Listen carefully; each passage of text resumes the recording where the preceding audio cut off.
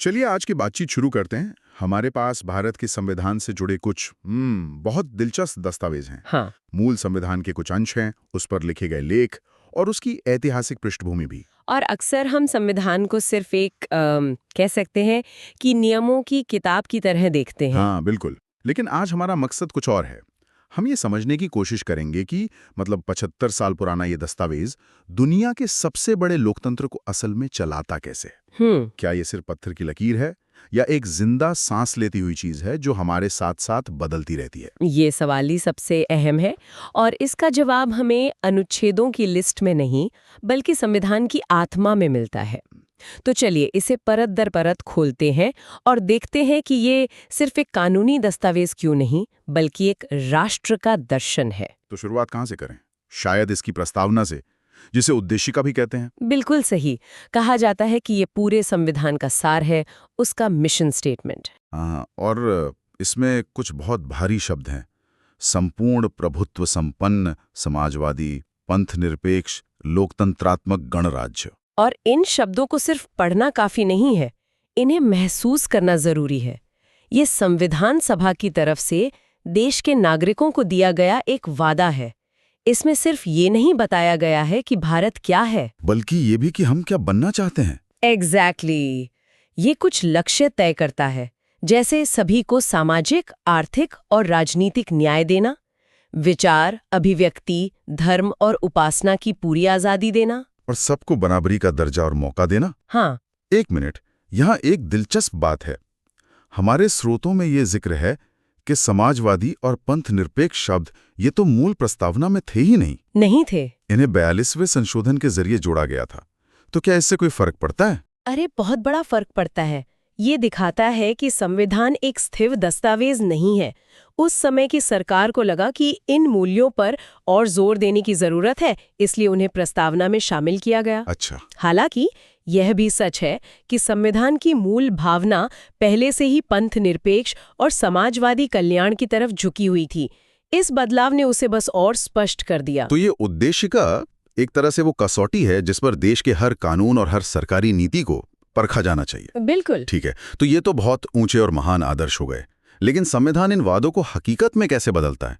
मतलब नागरिकों के लिए कोई गारंटी है कि ये वादे सिर्फ कागज पर नहीं रह जाएंगे? बेहतरीन सवाल।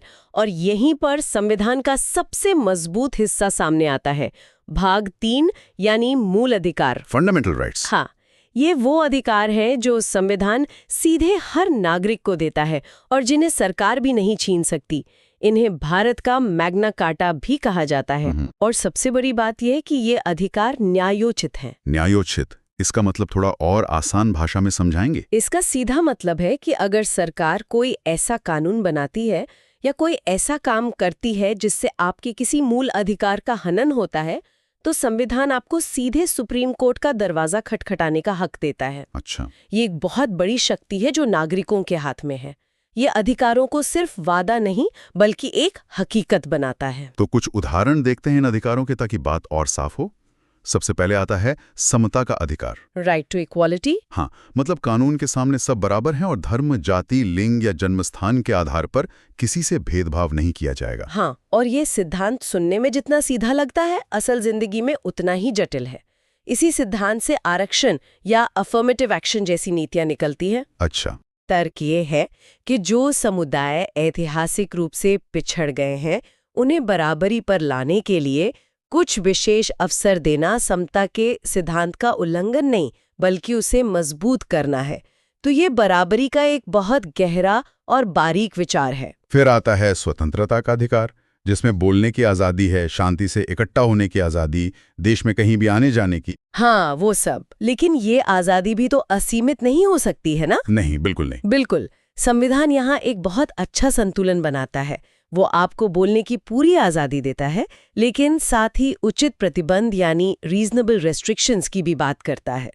यानी आप देश की सुरक्षा, सार्वजनिक व्यवस्था या मानहानि के नाम पर कुछ भी नहीं बोल सकते। तो ये अधिकार और जिम्मेदारी का एक संतुलन है। हमारे स्रोतों में एक बहुत बड़े बदलाव का जिक्र है, संपत्ति का अधिकार। हाँ, राइट टू प्रॉपर्टी। पहले ये भी एक मूल अधिकार हुआ करता था, लेकिन 1978 में इसे हटा दिया गया। ये तो बहुत बड़ी बात थी। बहुत बड़ी। और ये सिर्फ एक कानूनी बदलाव नहीं था, ये भारत की समाजवादी सोच की तरफ एक बड़ा कदम था। तर्क ये था कि जमींदारी, उन्मूलन और भूमि सुधार जैसी चीजों के लिए, मतलब विकास परियोजनाओं के लिए, हाँ, उन सब के लिए जमीन अधिग्रहण में ये अधिकार एक बड़ी बाधा बन रहा था। ये एक व्यक्ति के अधिकार और समाज के सामूहिक हित के बीच का एक बड़ा टकराव था। तो इस एक बदलाव ने देश की आर्थिक दिशा पर गहरा असर डाला। बिल्कुल। तो इसका मतलब आम आदमी के लिए क्या हुआ? क्या सरकार अब किसी की भी जमीन ले सकती थी? नहीं, ऐसा नहीं है। इसे मूल अधिकारों की सूची से हटाकर एक कानूनी अधिकार बना दिया गया। अच्छा, तो फर्क क्या हुआ? फर्क ये हुआ कि सरकार कानून बनाकर जनहित के लिए आपकी जमीन ले तो सकती है, लेकिन उसके लिए उचित मुआवजा देना होगा। अब आप ये कहकर अदालत नहीं जा सकते कि ये मेरे मूल अधिकार का हनन है। समझ गया। इसने सरकार के लिए विकास कार्य करना आसान बना दिया। सही। ये टकराव संसद की शक्ति और व्यक्ति के अधिकारों के बीच बहुत दिलचस्प है। क्या ऐसा कोई सुरक्षा कवच है जो ये सुनिश्चित करे कि संसद अपनी शक्ति का इस्तेमाल करके संविधान की आत्मा को ही ना बदल दे? यही तो सबसे दिलचस्प कहानी है। 1973 में केशवानंद भारती मामले में सुप्रीम कोर्ट ने एक ऐतिहासिक फैसला दिया। हाँ, इसके बारे में सुना है। ये मामला बड़ा दिलचस्प था। एक तरफ केरल में एक मठ के महंत थे जो अपनी जमीन बचाना चाहते थे, और दूसरी तरफ सरकार की शक्ति।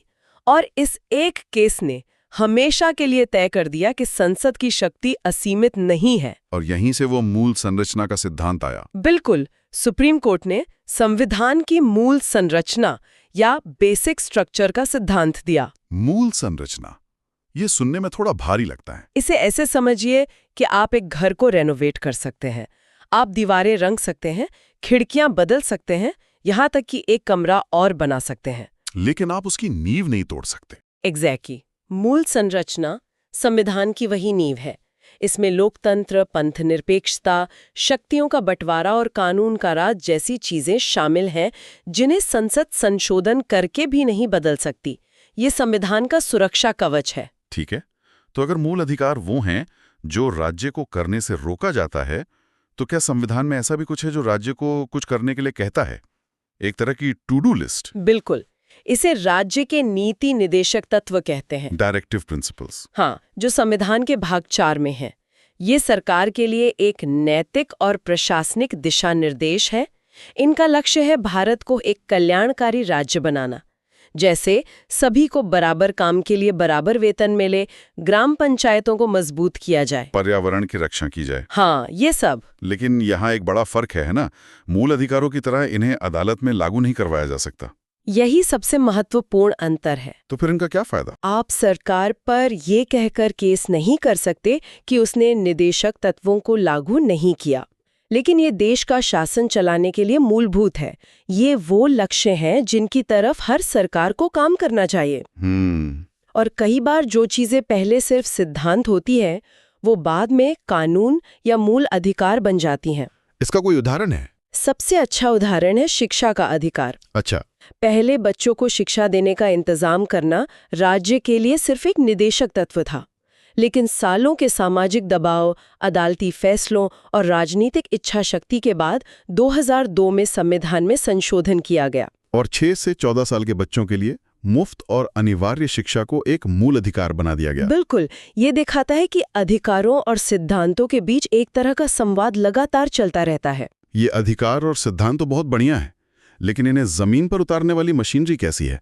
कौन सुनिश्चित करता है कि ये सब सिर्फ कागज पर ना रह जाए? इसके लिए संविधान सरकार का एक पूरा ढांचा तैयार करता है, जिसे हम 3 हिस्सों में बांट सकते हैं: कार्यपालिका, विधायिका और न्यायपालिका। हाँ, चलिए इसे जल्दी से समझते हैं।